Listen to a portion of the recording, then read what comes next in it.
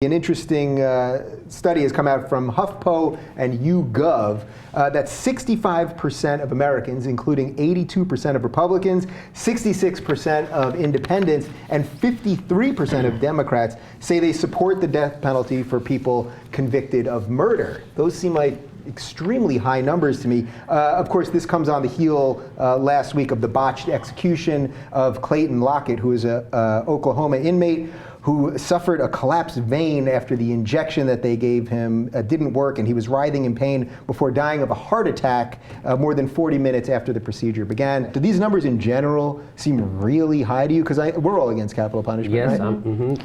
I'm actually surprised that the majority of Americans are still in favor of capital punishment, and I think it kind of goes back to the idea of punitive consequences for a crime like murder. And a crime like murder is serious. What Clayton Lockett did was terrible. He killed a 19-year-old woman. He buried her alive. He was in the process of robbing her home. I mean, he was convicted. He was found guilty of a terrible crime. Of course, he should be punished severely.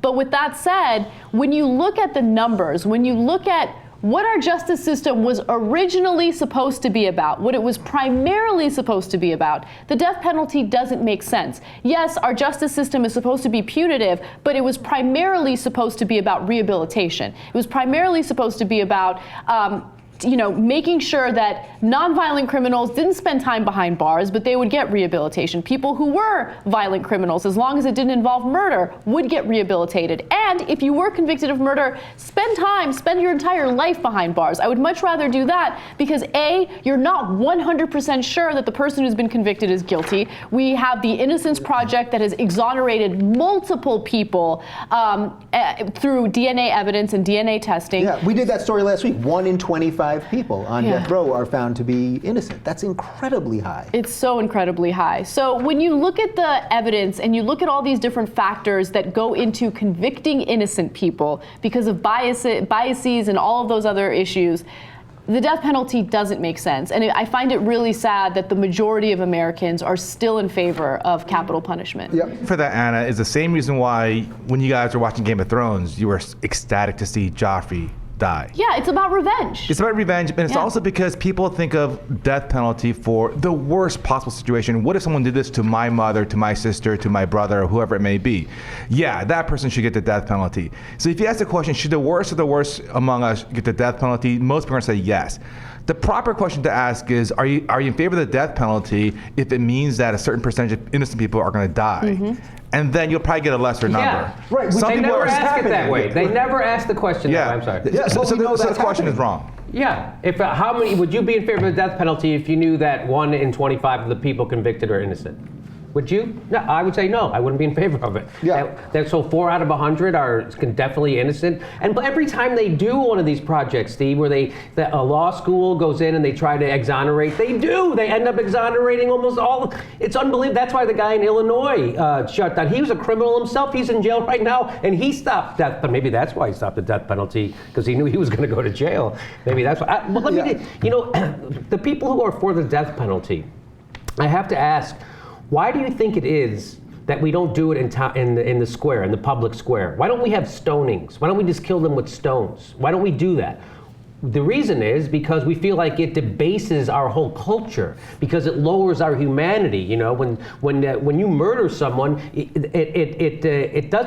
isn't a deterrent. We've known that it had the repercussions of the death penalty is a more violent society. So what we're doing is saying, yes, let's have revenge. Let's appeal to the darkest underbelly of humanity, instead of trying to set an example of how to handle your problems in a civil society. We're back in the Dark Ages when we're murdering people to show that murdering is wrong. So again, it's just, and it's backwards thinking, and nobody thinks it through. Nobody talks about it correctly. The guys who do talk about it correctly, like Phil Donahue, he's not on television anymore. Phil Donahue said, let's do it why don't we have televised executions? If we're proud of our justice system, why do we do it in secret?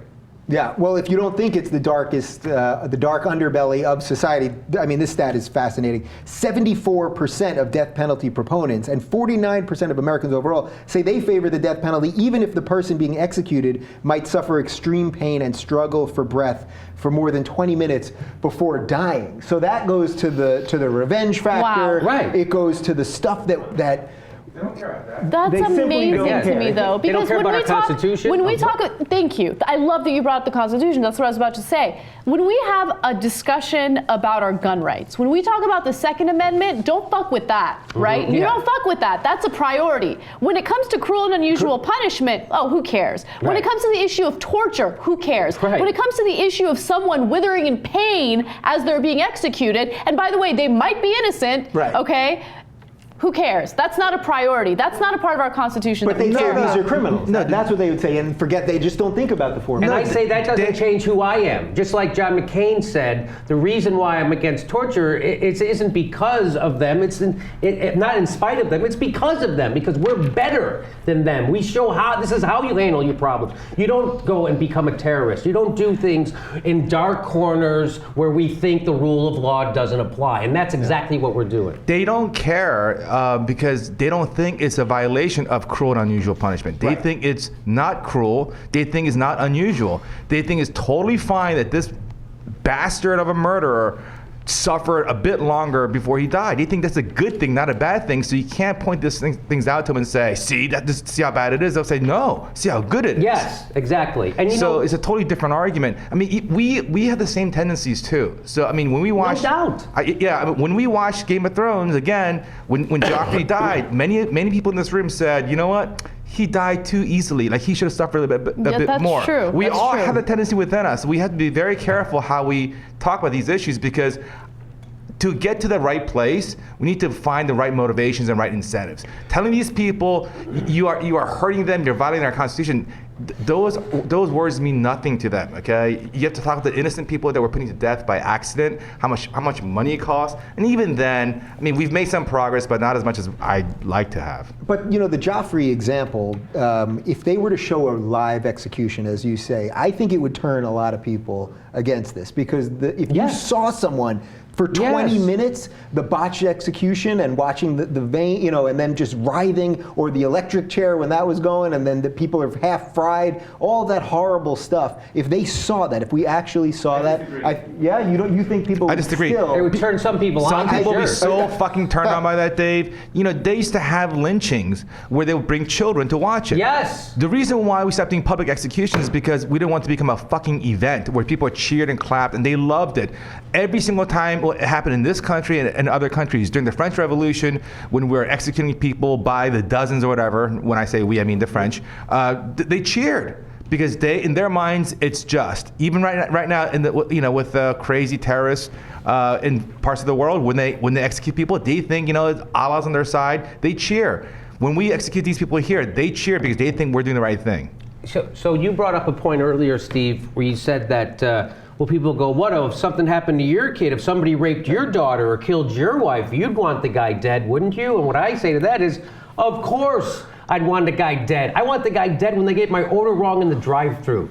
But what does that prove? That proves the victim shouldn't be the one doling out the punishment. No. We need to have a sober, impartial person giving out the punishment. We need to do it, legislators and judges. We don't let the victim, if somebody cuts me off in traffic, I want to shoot him in the head. That doesn't mean it's right. Yeah, this thing about the numbers, again, it was 82% of Republicans, 66% of independents, and 53% of Democrats. I guess I'd like to think a little better of Democrats, but... It's because we don't have the right kind of conversations. Yeah. People just go, well, if he did something horrible, he should be treated horribly. And it's never explained to them that, no, what this actually does is get you more of what you don't want. Yeah. This gets you more. Yes, this gets you. The question should be, how do we reduce violence in America? That's how do you reduce violence? Well, the death penalty increases violence, so let's get rid of that. Yeah. That's what I would do. So you're right. We have to ask better questions to get better answers. And the questions they ask now is, well, how do we punish this guy who buried a woman alive? Well, fucking let's stab him 1,000 times. That's what I would say. So those are bad questions.